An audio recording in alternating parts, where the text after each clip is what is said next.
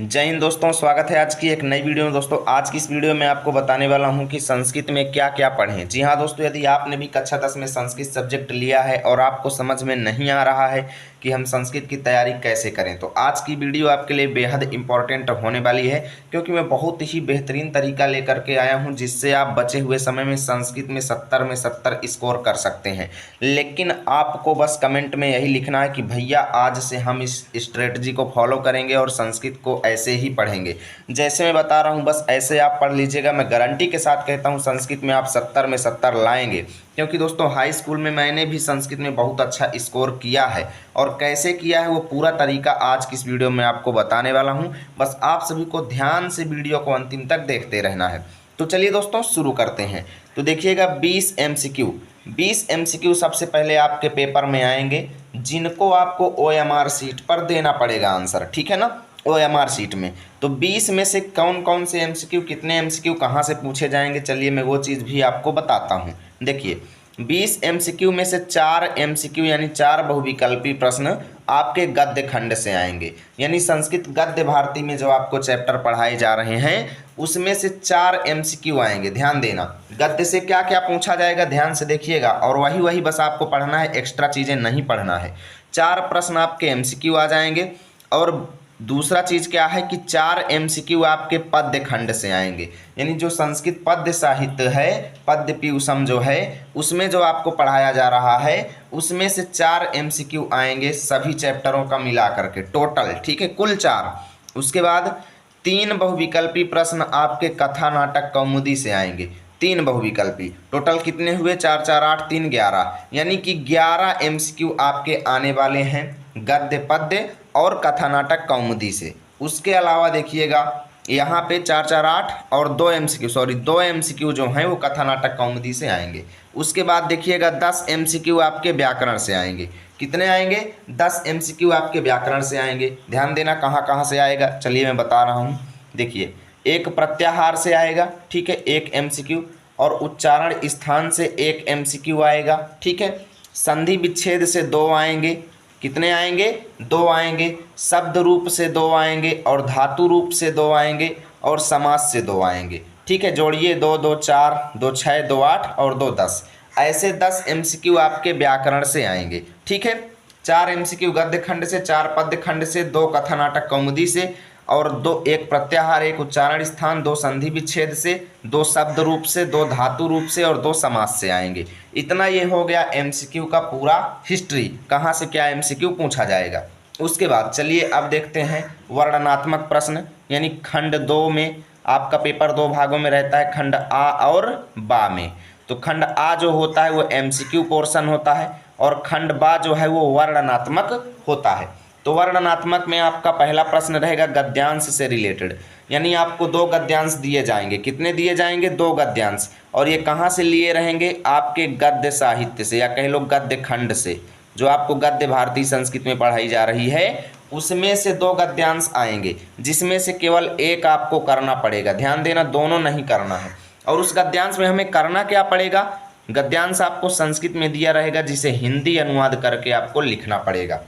यानी कि आपको गद्य साहित्य में क्या पढ़ना है, गद्यांशों का हिंदी अनुवाद पढ़ना है, ना कि गद्यांशों से रिलेटेड प्रश्न उत्तर।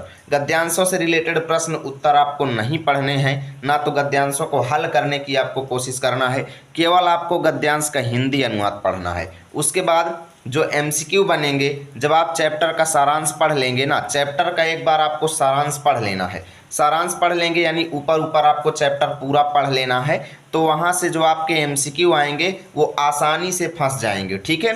तो उसमें आपको दिक्कत नहीं लेना है।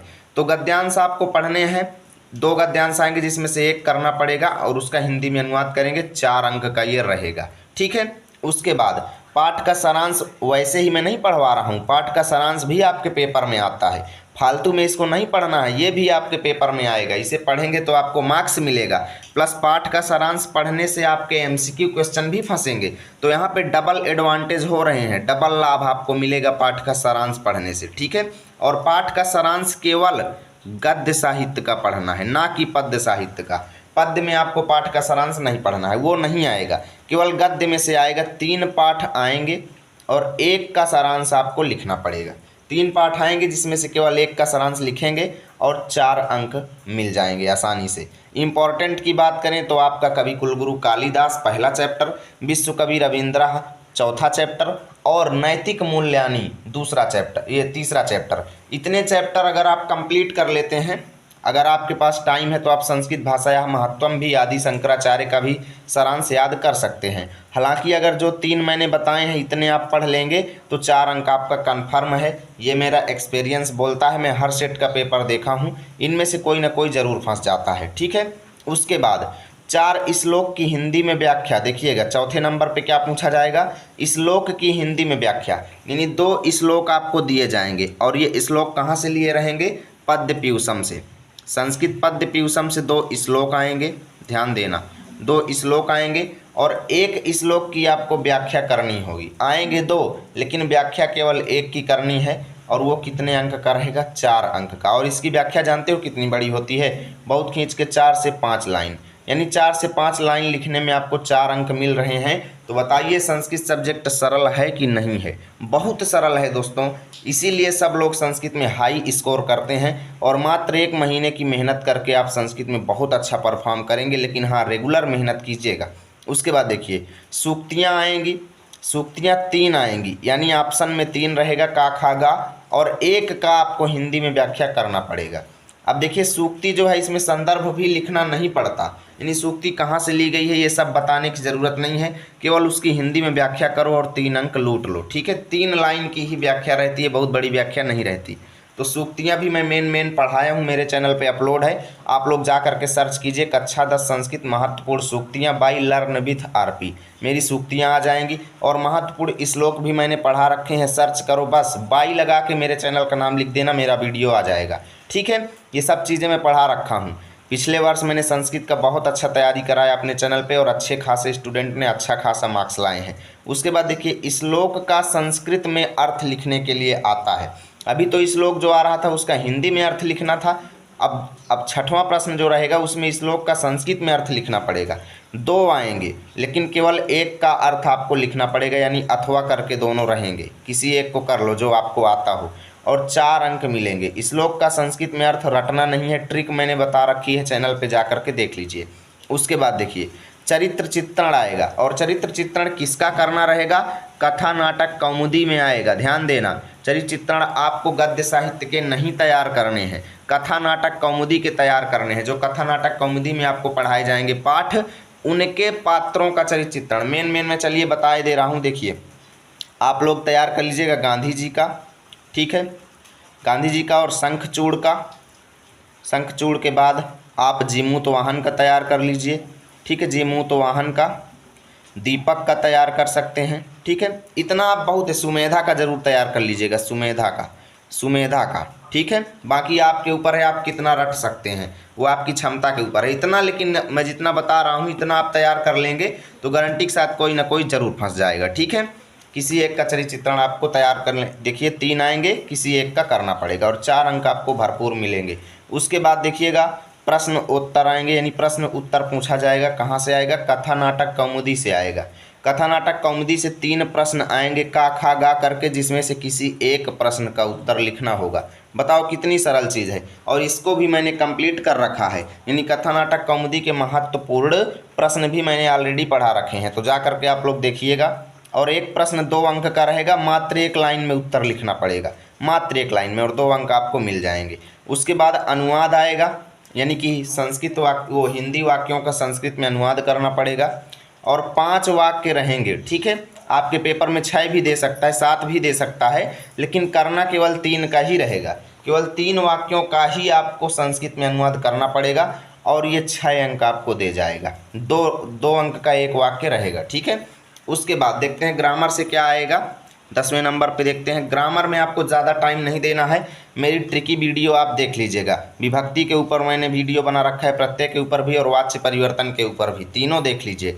देखिए विभक्ति पहचानने के लिए दिया जाएगा 3 आएंगे, यानी विभक्ति से रिलेटेड आपके 3 प्रश्न आएंगे, जिसमें से किसी एक प्रश्न में आपको विभक्ति पहचानना पड़ेगा और 2 अंक आपको मिल जाएंगे।